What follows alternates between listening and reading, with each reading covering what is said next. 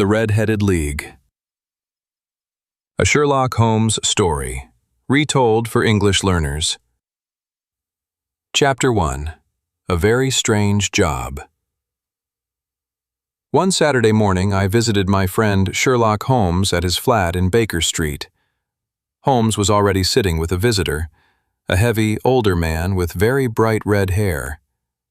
His face was red too, and he looked confused and unhappy. "Watson, come in," said Holmes. "This is Mr. Jabez Wilson. He has a very interesting story. Mr. Wilson, please tell my friend what you told me." Mr. Wilson sat up straight and began. "I own a small pawn shop not far from here. People bring me things, watches, rings, old furniture, and I lend them money. It is a simple business, but it pays well enough. 8 weeks ago, my assistant showed me a strange advertisement in the newspaper." He took a folded piece of paper from his coat and handed it to me. I read it aloud. "The Red-Headed League. There is now an open position in the Red-Headed League. The salary is £4 per week. The work is simple. Any man with healthy red hair may apply. Come to 7 Pope's Court, Fleet Street on Monday at 11 o'clock. £4 a week is very good money," said Mr. Wilson. "My assistant, a young man called Vincent Spaulding, said I should go. He was very excited about it. He even offered to look after the shop while I was away." "Describe your assistant," said Holmes. "Young, about 30. He works hard and he is clever. I pay him half the normal salary, which is lucky for me. He said he wanted to learn the business, so low pay was acceptable to him. He has one unusual thing, a white scar from an old injury on his forehead." Holmes sat up slightly but said nothing. "So you went to Pope's Court?" I said. "Yes. I could not believe what I saw. The street was full of men, all with red hair. Tall men, short men, fat men, thin men, every one of them with red hair. Orange, dark red, brick red, bright red. I almost turned back." "But you stayed," said Holmes. "Spaulding encouraged me. He pushed through the crowd, pulling me with him. He seemed very eager for me to get the position, and in the end, I got it." Chapter 2. Copying the Encyclopedia. "The man who interviewed me was called Duncan Ross," continued Mr. Wilson. "He checked my hair very carefully. He even pulled it to make sure it was real. Then he said, 'You are the perfect candidate.' He offered me the position immediately." "And the work?" asked Holmes. "Every morning from 10 to 2, I had to sit in the office at Pope's Court and copy out the encyclopedia, by hand, word by word. I could not leave the room. If I left, even for 1 minute, I would lose the position, and I would lose the £4. "That is a strange condition," I said. "Very strange, but I needed the money, and the work was easy. Every Saturday, Mr. Ross paid me £4 in cash. I was happy. I copied for 8 weeks. "And then?" said Holmes. Mr. Wilson's face fell. 3 days ago, I arrived at the office as usual, but the door was locked. There was a small card on the door. He passed the card to Holmes. Holmes read it aloud. "The Red-Headed League is dissolved. October 9th, 1890. "Gone," said Mr. Wilson. "No explanation. No goodbye. No address. I asked the people in the building. Nobody knew anything about Mr. Ross or the League. It was as if they had never existed." Holmes handed back the card.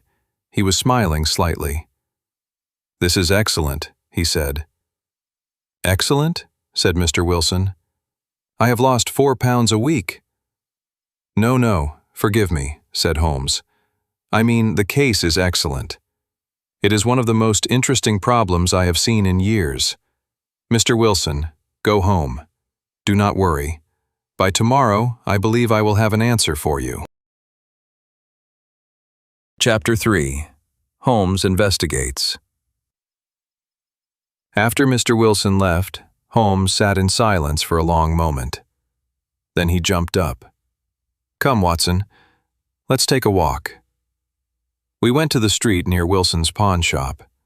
Holmes walked slowly past the front of the building, looking at it carefully. He knocked on the pavement 3 or 4 times with his walking stick. Then he stopped. Directly next to the pawn shop was a bank. Holmes stared at it for a long time. "Let's go," he said suddenly. We walked around to the back of the building. Holmes looked at the houses and back doors carefully. Then he nodded, as if he had found the answer to a question. "Watson," he said as we walked back to Baker Street, "do you know anything about John Clay?" "The criminal?" "A little. He is educated, dangerous, and very clever. The police have been looking for him for years." "He is one of the most interesting criminals in London," said Holmes. "He comes from a wealthy family, but he chose a life of crime. He is a murderer, a thief, and a very good actor." Holmes paused. "And I believe he is Vincent Spaulding." I stared at him. "Wilson's assistant?" "Yes. Tonight, Watson, I need you to bring your revolver." Chapter 4. In the Dark. That evening, Holmes made one telephone call. Then we met Inspector Jones at the back door of the City Bank of London at 10 o'clock. It was dark and cold. A manager from the bank was waiting for us. He unlocked a door and led us down into the cellar, a cold stone room underground used for storing gold. "Here," said Holmes quietly. He pointed to the floor. In the corner, the stone floor looked slightly different, newer, looser. "They have been digging a tunnel," Holmes said. "From the pawn shop next door, straight to this cellar, to your gold." The bank manager stared at the floor. His face went white. "Good God," he whispered. "How long have they been doing this?" "Weeks," said Holmes. "And tonight they will finish. The League disappeared because the tunnel is ready. They no longer needed Wilson sitting in an office every day." The bank manager looked as if he might be sick. Inspector Jones put a hand on his shoulder. "Then we wait," said Jones quietly. We turned off the lights and waited in complete darkness.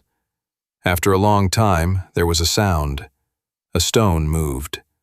A square of light appeared in the floor. Then a hand came up, then a head. A young man climbed up through the hole.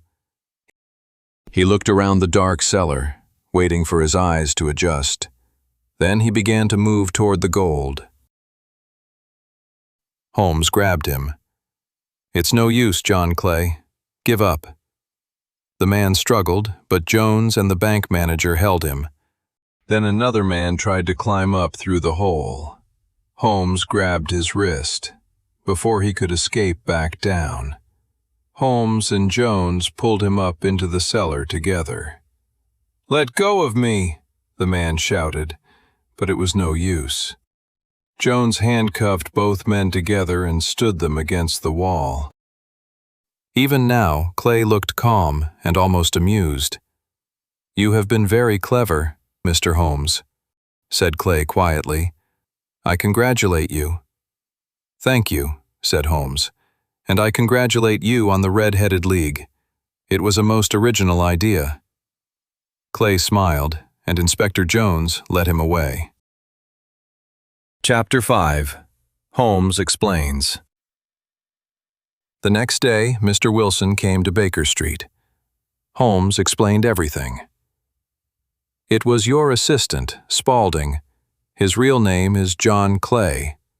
He and his partner needed to dig a tunnel from your cellar to the bank next door. The bank is full of French gold coins, a fortune." "But why the League?" said Wilson. "Why the strange job?" "Because they needed you out of the shop every morning," said Holmes. "They needed you gone from 10 until 2, enough time to dig." but if they just asked you to leave, you would be suspicious. So they invented the Red-Headed League. They paid you £4 a week, which came from their own criminal funds, just to keep you away from your cellar. Wilson shook his head slowly. And Spaulding, he was the one who showed me the advertisement. He encouraged me to apply. He offered to look after the shop. Yes, he was very eager, wasn't he? That eagerness was the first sign that something was wrong. No honest person is that helpful without a reason. Remarkable, said Wilson. Holmes continued. When I visited your street, I knocked on the pavement outside your shop and heard a hollow sound. There was empty space underneath. The tunnel. And then I saw the bank. After that, the rest was simply a matter of waiting in the dark. Wilson shook his head again. I was completely fooled. You were meant to be, said Holmes kindly. John Clay is a very clever man, but he made one mistake. What was that? Holmes smiled. He made the case too interesting. A dull criminal stays invisible. A brilliant one cannot resist a touch of theater, and theater always leaves traces for someone who knows where to look.